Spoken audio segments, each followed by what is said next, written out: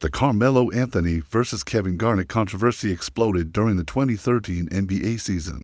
The nigga Melo telling KG like, Melo, over basketball. And quickly went beyond basketball. It all began after a heated Knicks versus Celtics game when reports surfaced that Garnett had crossed a personal line. Soon after, Carmelo's wife, Lala Anthony, publicly responded on social media, clearly furious and protective. Her comments suggested that Garnett's trash talk involved her directly. That moment turned a normal on-court rivalry into a full-blown personal feud. Fans instantly took sides. The NBA world was suddenly on fire. What made the situation so explosive was the nature of the alleged comments. Reports claimed Garnett had made remarks involving Lala, which many felt went far beyond acceptable trash talk. While Garnett denied saying what was rumored, the damage was already done. Carmelo was visibly enraged during the game and had to be restrained by teammates. Cameras caught him aggressively confronting Garnett after the final buzzer. It was one of the angriest moments of Melo's career. The tension was impossible to ignore. Lala Anthony's reaction poured fuel on the fire. She took to Twitter, posting cryptic but aggressive messages aimed at Garnett. While she didn't quote the alleged words directly, the message was clear lines had been crossed. Her involvement escalated the story from a sports beef to a family matter. Media outlets picked it up instantly. This wasn't just trash talk anymore, it was personal honor. That's when the controversy truly exploded. Kevin Garnett, known for his ruthless verbal warfare on the court, stood his ground publicly. He claimed the reports were exaggerated or false, saying he never disrespected Melo's family. However, Garnett's reputation made fans skeptical. He had a long history of psychological warfare with opponents. Whether true or not, many believed he finally went too far. The incident added another layer to Garnett's polarizing legacy. Respect and resentment collided in real time. The NBA quietly stepped in as tensions remained high. Security was increased for future matchups between the Knicks and Celtics. League officials wanted no further escalation, while no suspension came. From the comments themselves, the league understood the seriousness of the situation. It showed how words alone could nearly spark violence. This wasn't about fouls or points anymore. It was about dignity and boundaries. For Carmelo Anthony, the moment revealed a different side of him. Usually calm and reserved, Melo showed raw emotion and loyalty to his family. Many fans respected him for that. Others criticized him for letting emotions interfere with the game. Either way, it became one of the defining moments of his Knicks era. It humanized him in a league that often demands emotional control. Melo was no longer just a scorer, he was a protector.